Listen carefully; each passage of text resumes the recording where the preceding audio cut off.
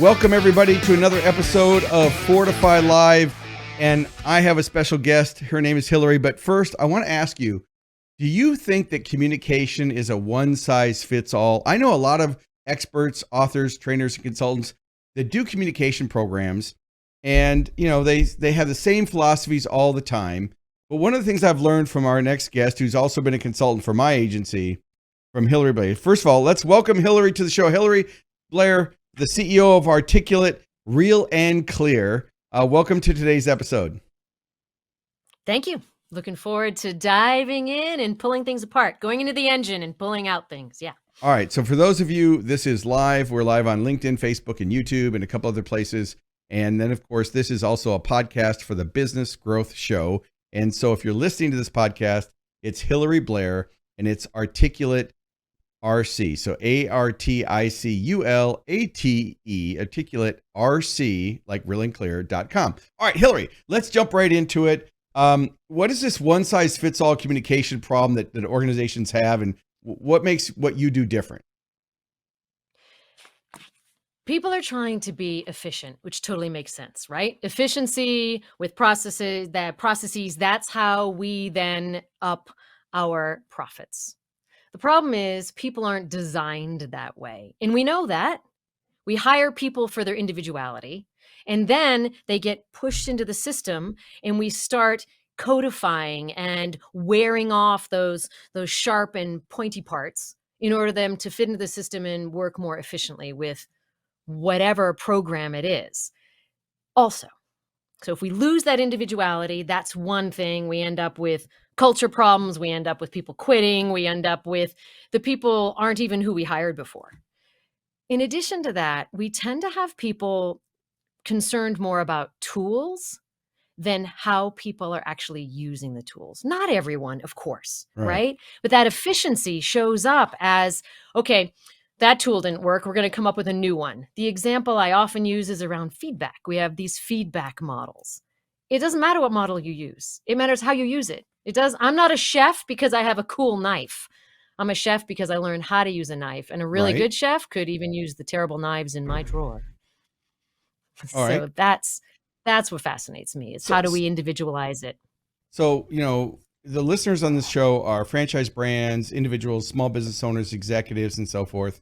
And, I've talked with a lot of our guests lately around finding, retaining, attracting top talent. And so, what should someone do when they're onboarding a new employer, when they're interviewing a new employee, to make sure that it's a good fit using your tools, like not just in general, but how does a business owner or an executive understand what to do and how they can find out if the person that they're actually hiring is going to be worth a crap? Whoops. Sorry, I said the wrong word. All right. Yeah. I'll turn it over to you. We have to have real conversations, which seems like an obvious choice. The thing is, most of us go into transactional mode instead of relation mode. When we're interviewing people, when we're connecting with people, we're like, okay, here are my questions. I'm going to go into monologue. I'm going to find out if you have what I need. Because what I'm going to suggest is that we're present with each other. And the minute we are present with each other, it's more exhausting. You feel more exposed. So people, by default, without meaning to, put up a wall and just start asking questions, forgetting that they need to bring themselves to the conversation, especially those initial conversations. And it is more exhausting to be present with people than to be sending questions out and being sort of behind the wall, is how I say it. So how does someone get over that wall? I know I'm interrupting you on purpose because no, it's good. How does someone get over that wall? Like I know that one of the things I've had to work on as a leader is listening, right? Because I know that's not what this is about today, but I've had people say, "Are you listening or waiting for your turn to talk?" Right? And it's like, okay, yes, because I'm a consultant, right? I'm always trying to fix and help and do things and all those things, but that's not necessarily what's going to help. So this whole process. Now, I want to be clear. One of the reasons I had you on, for everybody listening, is I've worked with Hilary as a coach to look at my presentation skills, my communication skills, how I lead, and how I present. And she's even watched a lot of my videos, and she has commented on the inflection that I've used in certain words where I'm highlighting the wrong articulation. I've been speaking, professionally for 34 years. I'm a Hall of Fame keynote speaker. I mean, I feel like I've really got it under control. But when you work with someone who's at your level and you've got a little bit, tell us a little bit. So I want the audience here to know a little bit about your background. And then I want you to segue into what you were talking about with my video that changed the impact of how I communicate. Yep. So you work with leaders. At the end of the day, you work with people to improve their communication, to improve their culture, because when people show up authentically, they have better performance and they have less stress. So that's the reason. So who are you? Tell me a little bit about your background and what got you into this and what services you offer. And then tell me, like, how does someone look at their own materials and know or how they can improve the impact of their communications? I am at the core an activator, a teacher, trainer, facilitator for decades. And originally, I was doing it what we call arts for art's sake. I'm trained as a professional actor and voiceover talent. And I was doing my usual communication, doing plays, training actors, and a businesswoman met me. And she, visionary, said, "Oh my goodness, the business world needs what you have." I would never have crossed over because the business world is, money grubbing, evil, and all of that, right? And No, I quickly realized not at all. They're driven with the same passion. I am simply bringing to that business. Okay, it looks like her bandwidth cut out. I will keep going here. This is Ford Saeks. We are Fortify Live, and I'm going to wait for Hilary to jump back in. I'll see if I'll open up the call manager. It looks like she's still here, but she cut out. So we are live, and so we're going to do this live until she comes back on. So first of all, okay, she's back. Okay, wait, you're back now. Let's go back. So you cut out for just a minute, but we are live. But keep going. So you were talking about, it's okay. We're this is live, everybody. So you were just talking about how you transitioned and how you started to bring these strategies into the business world. Okay, keep going. When a businesswoman realizes that these arts tools are not part of the business world, it was shocking to me. I'm like, really? Oh, that's interesting. Because I'm with these amazingly passionate and driven professional human beings. So to your point, Ford, let me know if I said this already. I was listening to your video because we do a lot of work together. And I asked first, which is important as a trainer teacher, may I give you some feedback?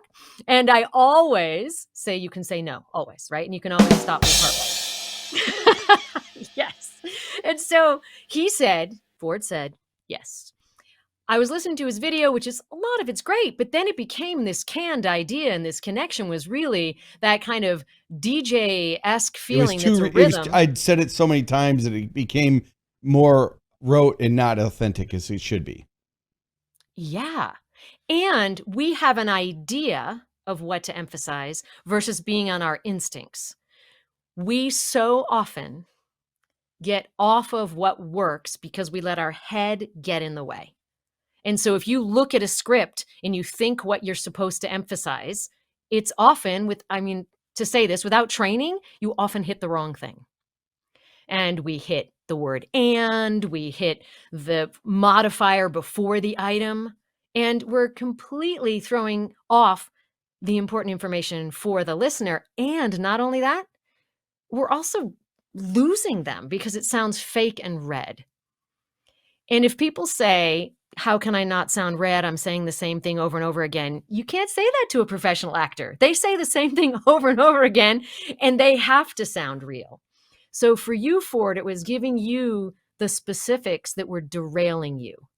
And that's what I do with people, is I find the specific things where they may be derailing themselves from being their authentic, powerful self. Two classic things, if we're talking about that interviewing and the onboarding again. Right. I think people being nice and polite gets in the way all the time. I would agree with that, which I don't usually get in trouble for. For those listeners who know me. Yeah. So nice and polite is about me.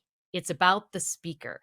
And when you asked about that wall, When I'm nice and polite, I'm isolating myself and putting a wall between me and someone else. When I'm being kind and honoring, I'm in relationship and present.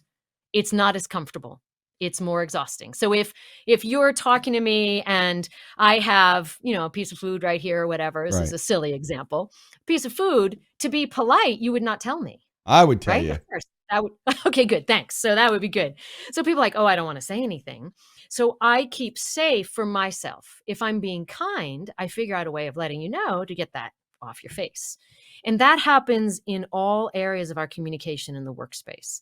We become nice and polite because that feels like the right thing to do. And it can be counterintuitively one of the most damaging things to do to actually be a leader and respectful and in relationship with other people. Okay, so I'm going to take this in a little bit Yeah. different direction. See if this Yeah. makes sense. So put yourself in the mind of our listeners, which are Yeah. again, we've got franchise brands, franchise executives, business owners, manufacturing, pharmaceutical, healthcare, insurance professionals who follow this. It's about business growth. My shows, Right. how do you expand your influence? How do you grow subscribers? How do you get leads and sales? But it's also about marketing and operations, which is the leadership comes in. And I've mentioned this several times that organizations struggle with leadership and culture, and there's a confusion in the minds of their leaders a lot of times and the employees. If someone was to ask everybody on their team what their culture is, they'd get 100 different answers in most cases, other than certain companies. And so companies are always trying to find, attract, and retain top talent.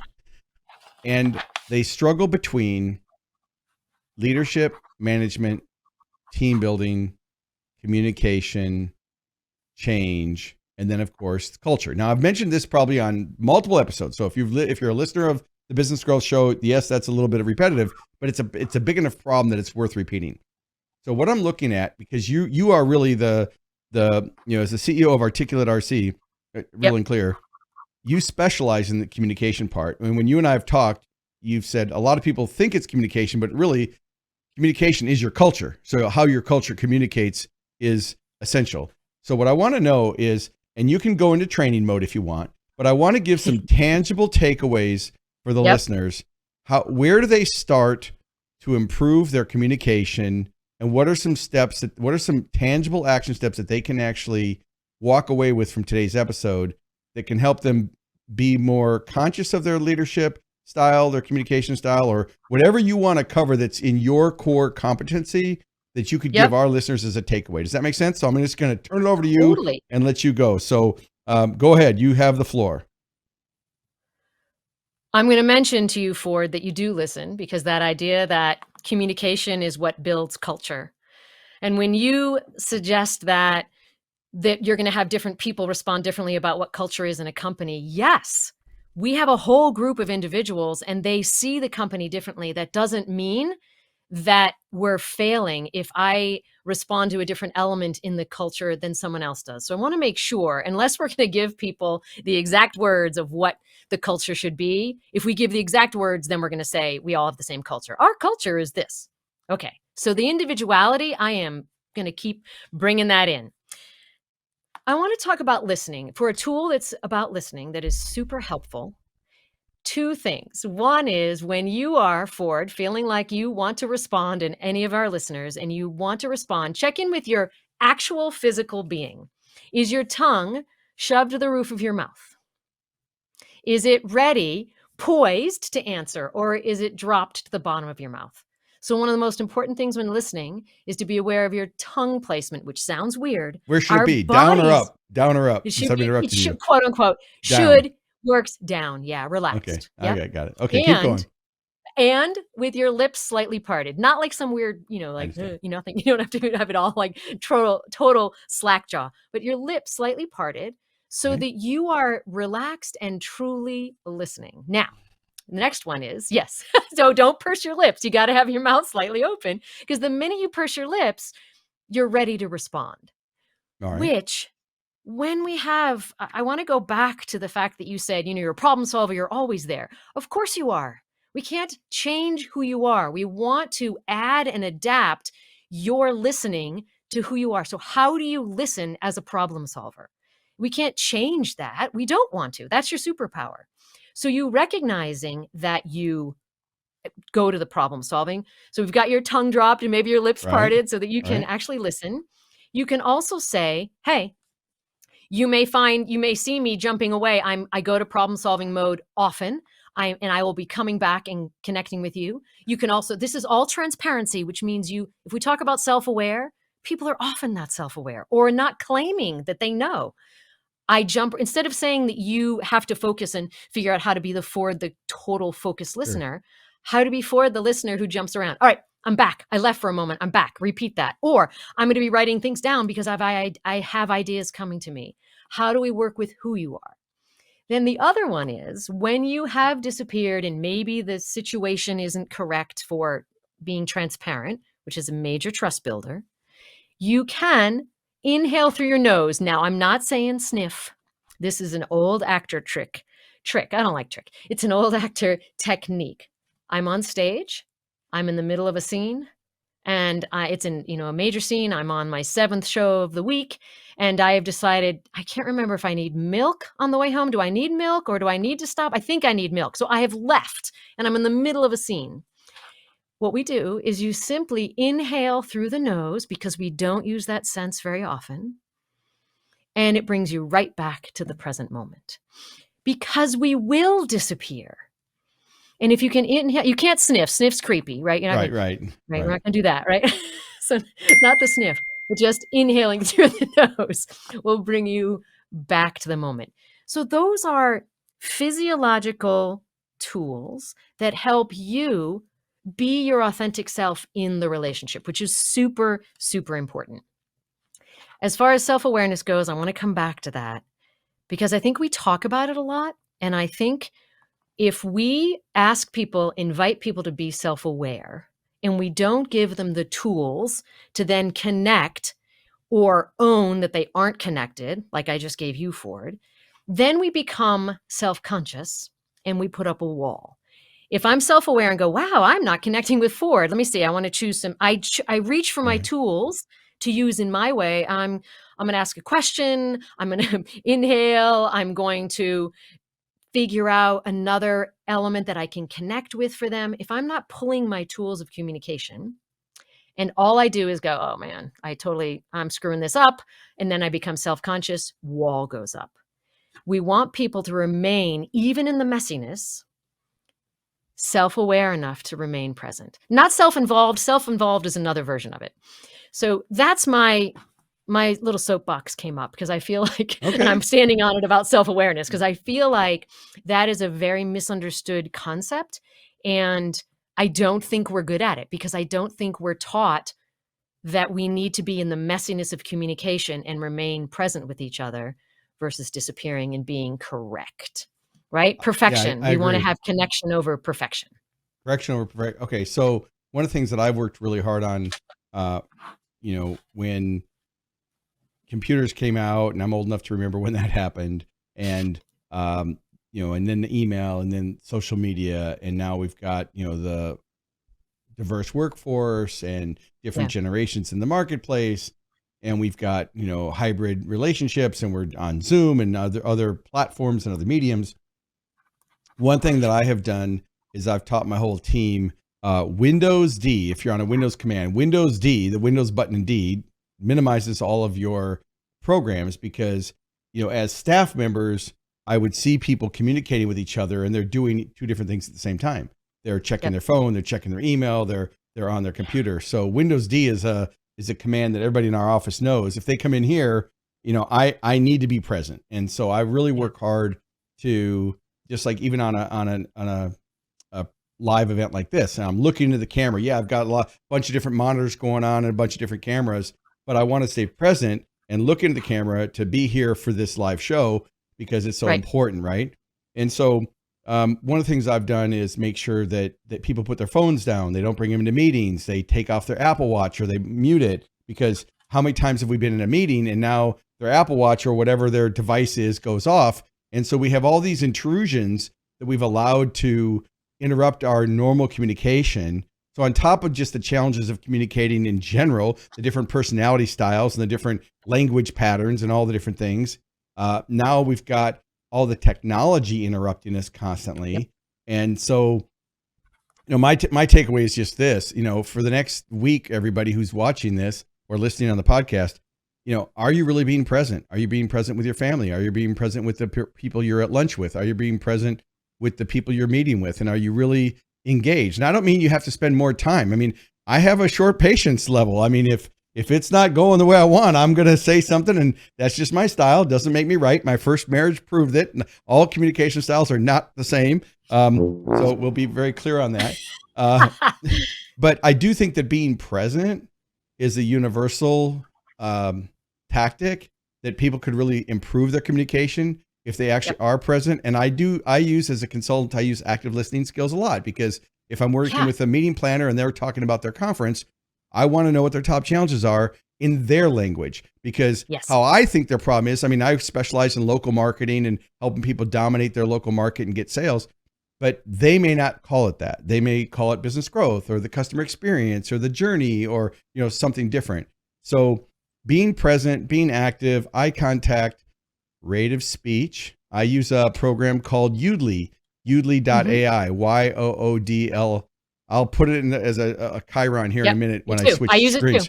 So Udly is an AI. You can go get one at fordsaeks.udly.ai, which I'll put the link in here in a minute. But that is a great tool because it's an AI that monitors my rate of speech, because I know I talk fast. And an expert told me the reason I talk fast is because I'm a visual thinker and the pictures are going across my brain so fast that I'm trying to keep up with it, which obviously is not good for communication because people don't listen the same way that you speak. So the takeaways are really what I want everybody to practice when they leave is certainly being more present, active listening skills, rate of speech, eye contact, those types of things. What would you say around that? That's a lot to say. And while you do that, I'm going to put you on full camera and I'm going to go get the Chiron set up. Keep going. So I'm going to be actively unlistening. Here we go. Okay, actively unlistening. Udly is great. And working with AI to pull out the things that AI does really well, and Udly is fantastic at this, then we can step around and through and expand on that for how do we truly connect. Super important. One thing, Ford, that you said, not good for communication. And I want to make sure that we keep being careful of those comments. My mission in life is how we make sure that whatever way people communicate, we make that work for them. Instead of saying there's one way that's better. I have my mind just, if anybody saw my eyes, my mind goes in like a number of squirrel directions, and I may come back to some of those in a second. But the one I'm on right now is that idea of owning who we are and that individuality, the being present, right? And so if you are someone who, when you're in this virtual world, which many of us are being asked to be in, that virtual world is, have to focus on this green dot. I'm looking at a green dot in order that Ford and those watching think that I'm looking at them. It's completely counterintuitive, and it's not true.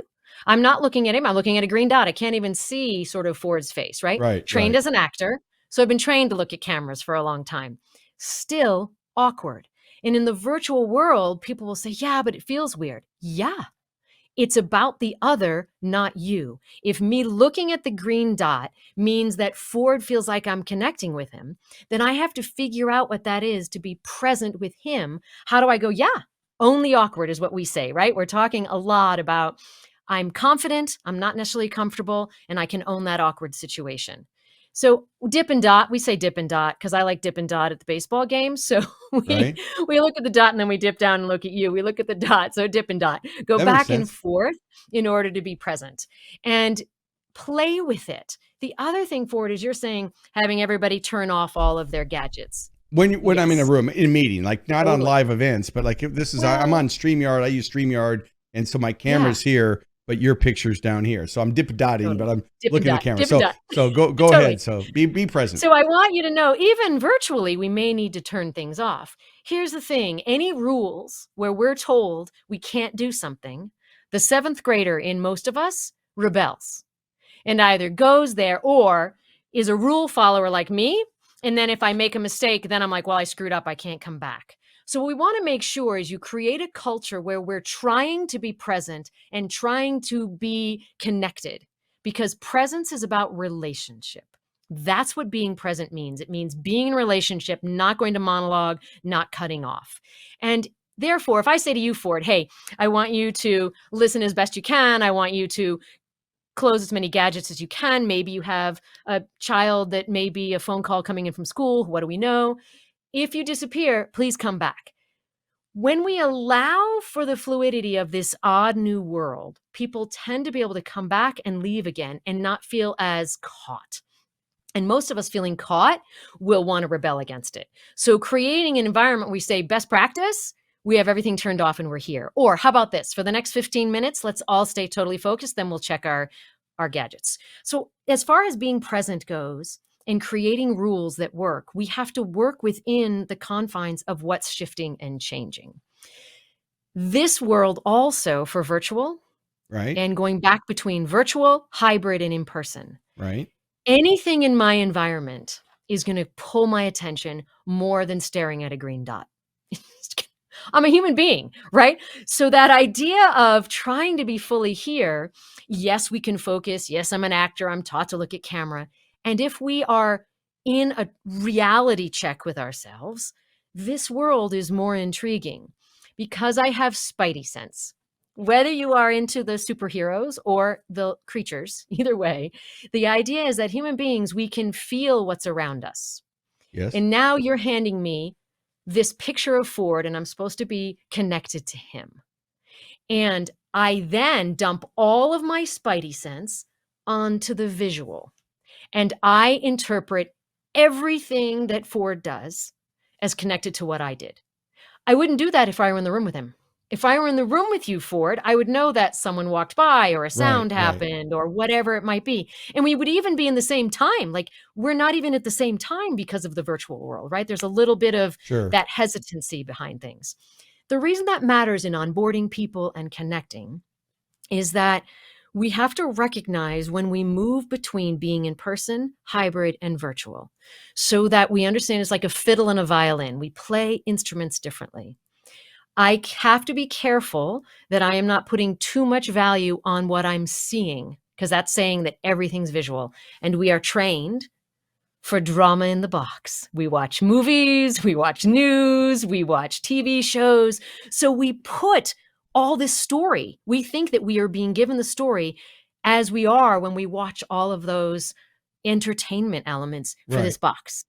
And we're not there. So I want us to be thinking about if I'm truly connecting with someone, we have to allow for the grace of the space that they are in, which is switching up as a leader, understanding that there are dogs going by and kids and who knows what other sounds. And so if I want to be present with someone, I have to focus as best I can, realize I'm human, know that I may be pulled by those, give myself some grace on that and come back knowing that you might as well. So we are far more fluid in order to stay in relationship.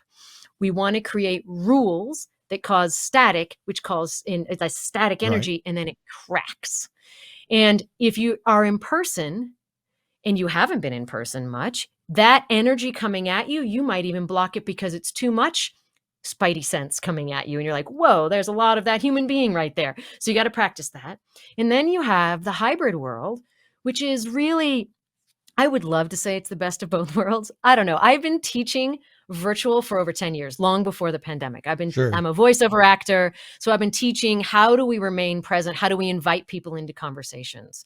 And hybrid is necessary and super tricky. And we have got to have discussions about how to make it work, especially if I have a group of people interviewing someone. So we're in a room Right. together and we're interviewing someone or doing an onboarding. So then if we were in the same space together, we would be present with each other and you would feel my energy and you would respond knowing that the person on the other side of the virtual is not getting that at all. They're not feeling that. They're simply seeing perhaps a sideways glance. And then my favorite thing, they put a story on it because they're a human being trying to create meaning. Human beings create story, not to be jerks. We create story because that's who we are as people. We need to put story on things. That's why on the box we put story. That's why if I'm in a space with you and someone else is over on the other side, you're trying to put story on how we're relating to each other. Yeah, but We okay, so create so story. so I'm Yeah. listening to this and I'm being present, Yeah. and what's going through my brain Yeah. is, as a business owner, Yeah. authenticity and directness. I mean, everybody here on the I'm going to assume has probably gone through some type of personality assessment, whether it's Totally. Myers-Briggs or DISC Yep. profile or birds, or there's a gazillion of them out there. Yep. And And we do archetypes. We do the archetypes, the story archetypes. Yep. right. Mm-hmm. And so to me, to improve communication, I'm going to look at it from 2 points. One, as a marketer, Yep. when I'm writing sales copy, and no, not using ChatGPT to do it for me, I'm identifying, I'm trying to do the best I can at identifying the ideal client profile. What is the emotions behind this, and what words and format are going to be the best way to communicate whatever it is? Because in marketing, it might be a one-way communication as opposed to sales, which would be two-way communication. Okay, so that's it. Then from an operations standpoint, you have your internal customers, you have your employees, you have your staff, and they're in different roles. And obviously, someone who works in accounting or finance is probably got a different personality than someone who works in digital marketing or sales, right? They're just different modalities. There's different strengths. Totally. And so for communication, it's not a one size fits all. I totally believe that. I'm always adapting my communication style, but I'm also showing up authentically with who I am. And I'm always open to feedback. I mean, the scariest thing to me are people who think they know everything, but don't know what they don't know. So they're just, they're oblivious to feedback, where I feel like a diamond every day, where I don't feel like people are replacing it, but they're adding a new facet. I'm learning something new. I love having guests on here like you that are sharing communication insights and how to articulate, be more clear. So you want to take in all these ideas and apply them. So as we get ready to wrap up this episode, what are some closing thoughts or something that you could give our listeners?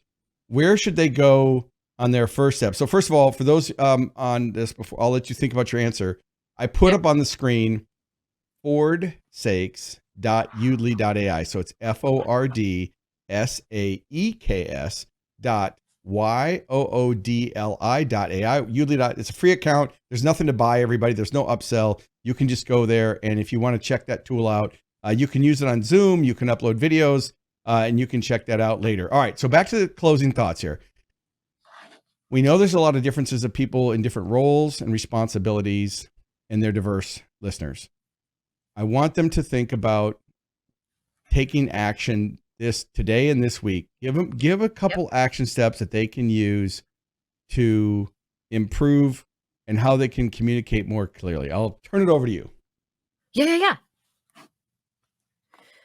I'm going to +1 Udly just because we got it out there and it's an awesome program. And I mentioned that we can get rid of some of the technical stuffs. Let AI pull out some of the technical stuffs that we talk about with communicating. Directly kind.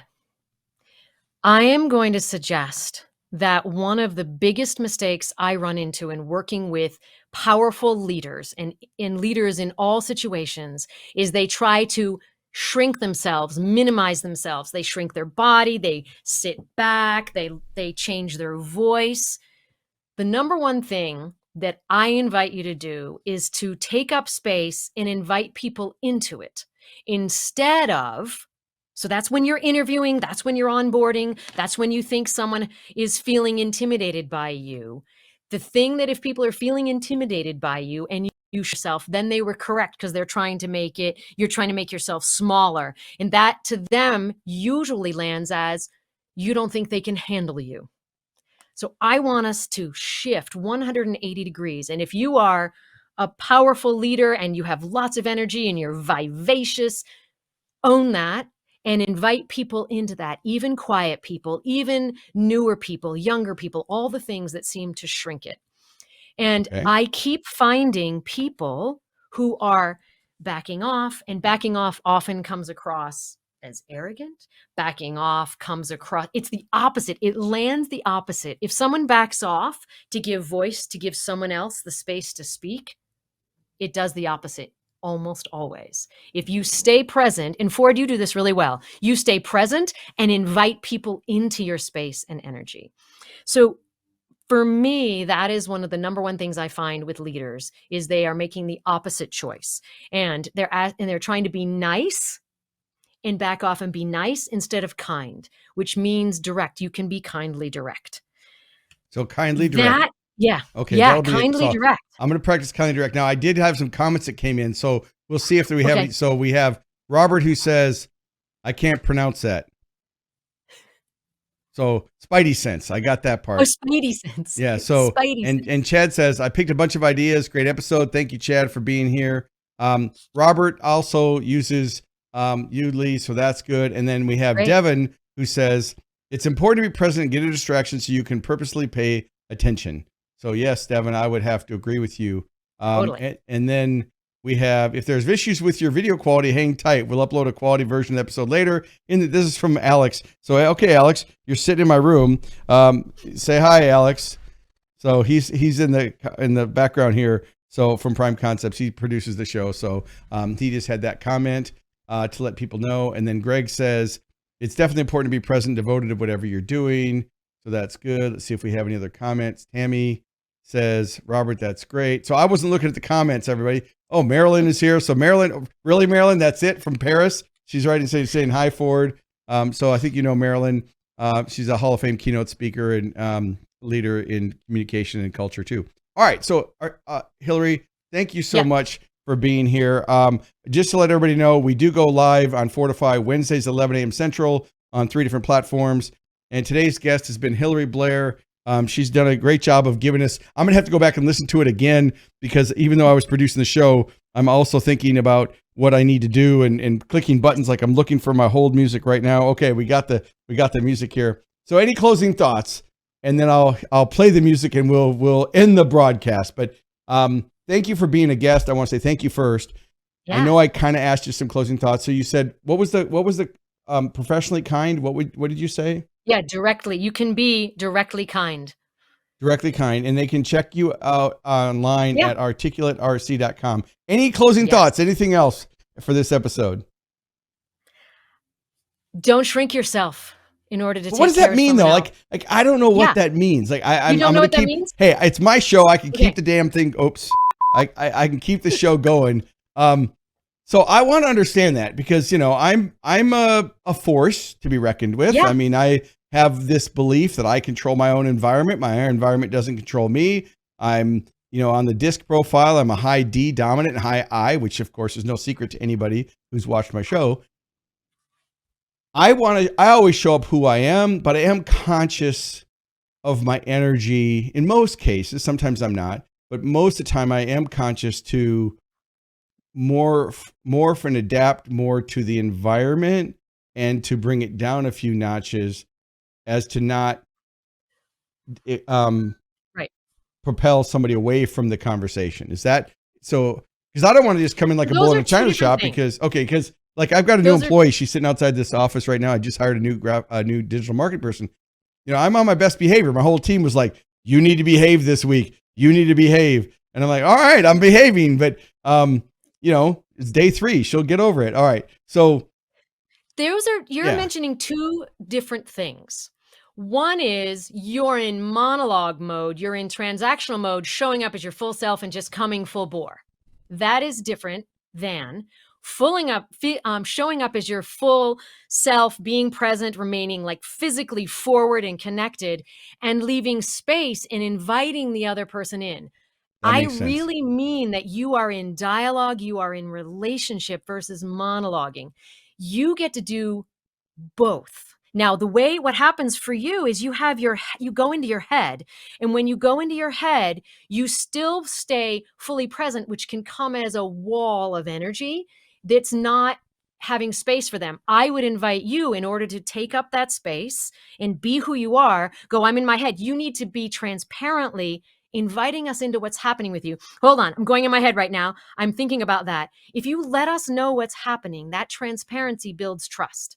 When you are a force and you're just coming at someone, if you don't own what's happening with you, then they think you're not self-aware enough, and it can be frightening, scary, can shut them down. Yeah, I've learned those tips. So I feel good about that. I have actually learned how to do that more often. And especially if I was talking to Devin this morning, and I was completely lost what we were talking about. Something dinged, and I just told her, I said, "Hey, reset. I lost the last 30 seconds." It's like, totally, maybe I'm getting which old. is great. Yeah. So what happens is that I just worked with 3 male leaders that happen to be male leaders. It's not only men. These were 3 male leaders who were very different. And all 3 of them were working on scenarios. We do a lot of scenario work so that we can try things on and see what it is. All 3 of them, one went off voice. Off voice means they push more air. So you're not using your full voice, as if that person can't handle. You're like tiptoeing around someone. Gotcha. And when you tiptoe around someone and that's not who you are, it makes them feel less than. It doesn't help them. It's the opposite. It's counterintuitive. And another person like backed off physically, like literally leaned back and then said, "Hey, don't worry about it. No problem." So they denied why that person was feeling insecure. "Oh, don't worry about it. That's no big deal. And then that's a way they're thinking they're taken care of. People who use less voice think they're taking care of someone. People who back off physically or use words that they think are saying, "Oh, don't worry about it," is denying that person's reality. And the third one is this person was leaning over and trying to actually physically be a smaller human being. And when I work with politicians, this is a big thing too. When they're talking, take up your whole space. Otherwise, you're telling someone, "I don't think you can handle me." The underlying message of making yourself smaller in order for someone else to feel comfortable doesn't work. And we know this with little kids. If you meet a little kid in the grocery store who's lost, you don't go, "Hey, are you lost?" You don't. You go, "Hey, what's up?" Hey, you may come down to their level, maybe because they're a kid, but you don't shrink yourself. You meet them where they are.